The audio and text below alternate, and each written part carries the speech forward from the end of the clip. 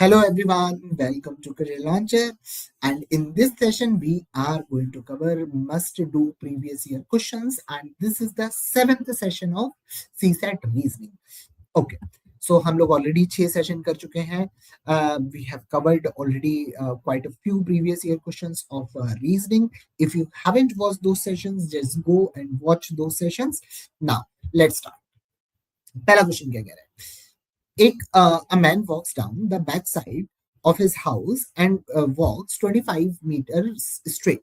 He then turns right, मतलब right की तरफ गया और उसके बाद then he walks 50 meters again. Then he turns towards left and walks 25 meters. If his house faces to the east, what is the direction? What is his direction from the starting point? ठीक है, उसका घर east की तरफ face कर रहा है, मतलब घर यहाँ पे है और वो अपने घर के बैक साइड से निकला. इसका मतलब वो वेस्ट की डायरेक्शन पे निकला और वो कितना चला? ही वॉक 25 मीटर्स.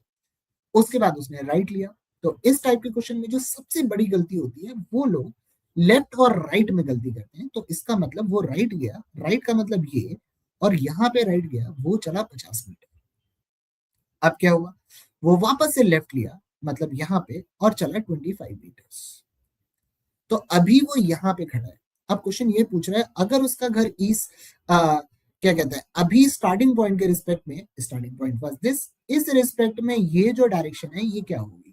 तो ये नॉर्थ है, ये वेस्ट है, तो ये जो डायरेक्शन होगी this is going to be north west. That's going to be option B. इसका मतलब अभी वो नॉर्थ वेस्ट को फेस कर रहा है. सो बेसिकली इस टाइप के क्वेश्चन जो होंगे वो हमेशा ही ऐसे सॉल्व होंगे. ये जो क्वेश्चन है ये डायरेक्शंस का है. चलिए आगे चलते हैं, अगला टॉपिक उठाते हैं. Consider the following sequence of numbers. How many odd numbers are followed by odd numbers in the above sequence? Followed by odd numbers मतलब odd number अगर मैं बोल दूं कि let's say 5 है, 5 is followed by another odd number. So for example 5 के बाद 1 है, तो ये 1 कंसीडर नहीं होगा, ये 5 कंसीडर होगा. ठीक है, अगर मैं यहाँ पे 512 513 लिख दूं तो इसका मतलब एक मिलेगा मुझे 5, 1 के बाद 3 आ रहा है तो मुझे दूसरा नंबर मिलेगा 1, और 3 के बाद लेट से 4 आ रहा है, तो इसका मतलब ये 3 काउंट नहीं होगा, because 3 is followed by an even number, not odd number. ठीक है, अब यहाँ पे देखना शुरू करते हैं. 5 और 1 तो एक नंबर मिल गया हमको. 514 तो 1 तो नहीं है. 7 3, ठीक है, तो 7 followed by odd number. 3 9, 3 followed by an odd number. 9 8, 9 नहीं काउंट होगा. 5 7, 5 काउंट होगा. 7 2, 6 3 1, सो 3 काउंट होगा. 1 1 भी काउंट होगा क्योंकि 1 के बाद 5 आ रहा है. 5 के बाद 8 आ रहा है. 6 3 8 5 2 2 4 3 4 9 6, यहाँ पे हमें एक भी नहीं मिल रहा. सो टोटल कितने नंबर मिल रहे हैं? 1 2 3 4 5 6. तो हमें इस टाइप के 6 नंबर मिल रहे हैं पूरे के पूरे सीक्वेंस में, जिनके तुरंत बाद एक ऑड नंबर आ रहा है. सो इस टाइप के क्वेश्चन में कुछ नहीं करना होता, आपको केवल काउंट करना होता है कि ये कैसे हो रहा है, कि ऐसे कितने नंबर्स मिल रहे हैं. आपको सिंपली काउंट करना है, इसके अलावा आपको कुछ नहीं करना है. चलिए अगला क्वेश्चन देखते हैं. A is 16th from left. So basically जब भी हम लेफ्ट राइट में, पीछे से 16वें नंबर पे है, आगे से 12वें नंबर पे है, इस टाइप का क्वेश्चन होगा. सो ये जो क्वेश्चन होता है इसका जो टॉपिक है वो है रैंकिंग. तो रैंकिंग में देखते हैं कि लेफ्ट हैंड से ए 16वें नंबर पे है. ठीक है, तो ये लेफ्ट हैंड हो गया, ये राइट हैंड हो गया. ठीक है, ए 16वें नंबर पे, मतलब ए यहाँ पे कहीं होगा. तो ए 16वें नंबर पे है, इसका मतलब ए के आगे 15 लोग. ठीक है, ए के आगे 15 लोग. V is 18th from the right hand. V right hand से 18th नंबर पे है. अब यहाँ पे दो केस हो सकते हैं, दो पॉसिबिलिटीज हो सकती है. कि एक तो ये हो सकती है कि V कहीं यहाँ पे हो और V के पीछे 17 लोग हैं, ये भी हो सकता है. दूसरा केस ये हो सकता है कि A कहीं यहाँ पे है और V कहीं यहाँ पे है. दोनों केस पॉसिबल है. कि इसका मतलब ये हो गया कि A के आगे टोटल 15 लोग हैं और V के पीछे टोटल 17 लोग हैं और दोनों के बीच में कुछ लोग. सो दोनों पॉसिबिलिटी है. इस केस में कौन सी पॉसिबिलिटी रिजेक्ट कर सकते हैं? नहीं कर सकते कोई भी, आगे बढ़ना पड़ेगा. उसके बाद ये बोल रहे हैं कि जी जो है वो ए के 11th राइट में है, ठीक है। तो ए का 11th राइट मतलब जी यहाँ कहीं होगा, ठीक है। अगर ये वाला केस लूं, अगर ये लूंगा तो 11th राइट मतलब यहाँ भी हो सकता है, यहाँ भी हो सकता है, दोनों में कहीं भी हो सकता है, देख लेते हैं। और third from V, from the right end, ठीक है। तो राइट एंड की तरफ ए के भी राइट एंड पे, बी के भी राइट एंड पे, इसका मतलब यहाँ पे होगा, और यहाँ पे ये वाला केस पॉसिबल नहीं होगा, तो हम इसको कंप्लीटली रिजेक्ट कर देंगे। तो यहाँ पे जो जी होगा वो यहाँ कहीं होगा, और वो थर्ड राइट एंड पे है, इसका मतलब इन दोनों के बीच में दो लोग होंगे, ठीक है। तो इसका मतलब जी जो होगा, अब तो बेसिकली 17 लोग थे, 17 में इन दोनों के बीच में दो लोग, एक ये, तो इसका मतलब जी के पीछे 14 लोग। जो जी है वो ए से 11वीं पोजीशन, 11th पोजीशन पे है, मतलब दोनों के बीच में 10 लोग। तो what is the total number of people we are looking for? 15 plus 10 plus 14, that is 39, plus A plus G, ये दो लोग भी काउंट होंगे। सो यहाँ पे हमारे पास टोटल कितने लोग आएंगे? 41। तो पूरी क्लास में कितने लोग होंगे? That's going to be option B, that is 41 people. Okay, now let's start this question. अब ये क्वेश्चन क्या कह रहा है? ये क्वेश्चन ये कह रहा है कि there are three statements S1 S2 and S3, वो दिए गए हैं। अब यहाँ पे ये बोल रहा है कि पहला स्टेटमेंट ये कह रहा है कि C जो है वो D से छोटा है, ठीक है, लेकिन A और B से बड़ा है, ठीक। सेकंड स्टेटमेंट कह रहा है कि D जो है वो ओल्डेस्ट है। तीसरा स्टेटमेंट ये कह रहा है कि A B से बड़ा है।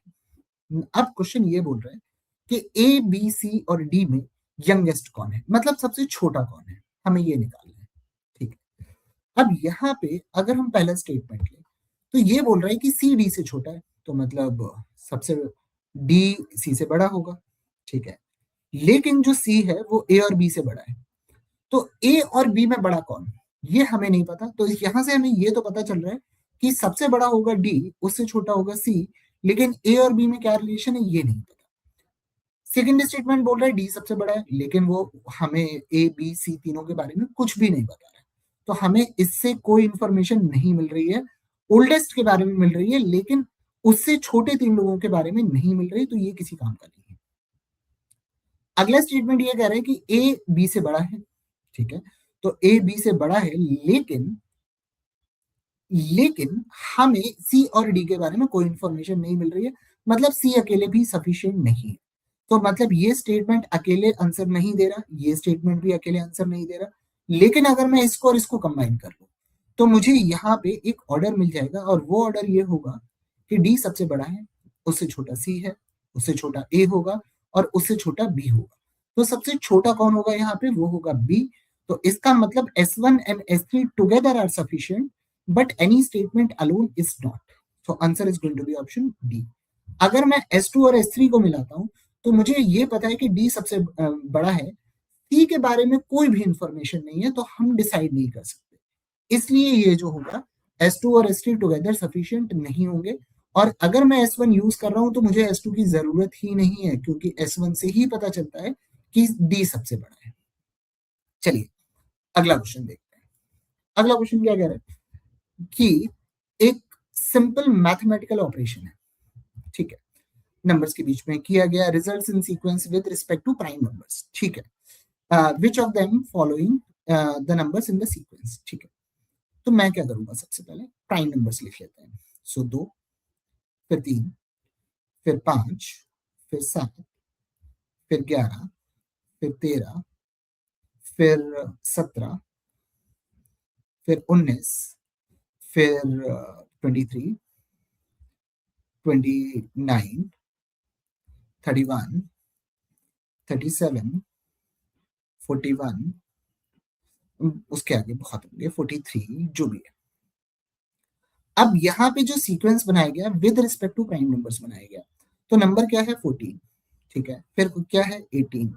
तो अगर मैं यहाँ पे देखूं, सो 13 से एक बड़ा है 14, 17 से एक बड़ा है 18, 19 से एक बड़ा है 20, 23 से एक बड़ा है 24, 29 से एक बड़ा है 30, और 31 से एक बड़ा है 32। तो अगला नंबर सीक्वेंस में क्या होना चाहिए, 37 से एक बड़ा, that is going to be 38. So answer of this question is going to be option C. अगर अगला नंबर भी पूछ लिया जाए तो अगला नंबर क्या होगा, 42. अगर उसका अगला नंबर पूछ लिया जाए तो क्या होगा, that is going to be 44. So basically हम ये पूरी सीक्वेंस कंप्लीट कर सकते हैं, लेकिन क्वेश्चन एक ही नंबर पूछ रहा है तो इसलिए इसका आंसर होगा 38. चलिए अगला क्वेश्चन देखते हैं. अगला क्वेश्चन ये कह रहा है, कंसीडर द फॉलोइंग अरेंजमेंट, जहां पे मिसिंग लेटर्स हैं. द मिसिंग लेटर्स कौन कौन से हो सकते हैं, ठीक है. So the first thing I am going to see, I am going to write down the series a b a b dash b dash b c b dash d c d c d e d dash d. 1 2 3 4 5 6 7 8 9 10 11 12 13 14 15 16 18 19 number है, total 20 number. जब भी इस type के जो sequence बनते हैं, इनमें generally अगर हम देखें तो 3 का पैटर्न बनता है, 4 का पैटर्न बनता है, 5 का पैटर्न बनता है, 6 का पैटर्न बनता है. ये स्टैंडर्ड है कि 3 का पैटर्न, 4 का पैटर्न, 5 का पैटर्न या 6 का पैटर्न. सो इस टाइप से पैटर्न बनते हैं. लेकिन अगर टोटल नंबर 20 है तो 3 का पैटर्न तो नहीं बन सकता, 3 3 के, क्योंकि सीक्वेंस कंप्लीट नहीं होंगे. 6 6 के भी सीक्वेंस कंप्लीट नहीं होंगे. तो यहाँ पे या तो 4 का पैटर्न बनेगा या फिर 5 का पैटर्न बनेगा, ठीक है. अब यहाँ पे हमें दोनों केस लेने पड़ेंगे, तो हम यहाँ पे एक काम करते हैं, वी विल स्टार्ट विद 5 वाला पैटर्न. अगर बनेगा तो ठीक है, नहीं बनेगा तो छोड़ देंगे, ठीक है. तो 4 वाला चेक कर लेंगे. तो मैं 5 से शुरू कर रहा हूँ. 1 2 3 4 5, 1 2 3 4 5, 1 2 3 4 5 और 1 2 3 4 5, ठीक है. ए बी ए बी ए, ठीक है. B c b c b, c d c, d e d. तो यहाँ पे अरेंजमेंट कंप्लीट हो रहा है, क्योंकि 5 लेटर में पहला लेटर 3 बार आ रहा है, दूसरा लेटर 2 बार आ रहा है. पहला लेटर 3 बार आ रहा है, दूसरा लेटर 2 बार आ रहा है. पहला लेटर 3 बार आ रहा है और दूसरा लेटर 2 बार आ रहा है. तो इसका मतलब हमने जो अरेंजमेंट लिया है वो एकदम ही सही है. तो जो मिसिंग नंबर होगा वो पहला होगा ए, अगला मिसिंग नंबर होगा वो होगा सी, अगला मिसिंग नंबर होगा सी और अगला मिसिंग नंबर होगा E. So basically missing numbers are going to be A C C and E. So इसका जो आंसर होगा that is going to be option C. चलिए, now if you have any doubt for me, just drop a message in the comment box and I'll get back to you. Thank you.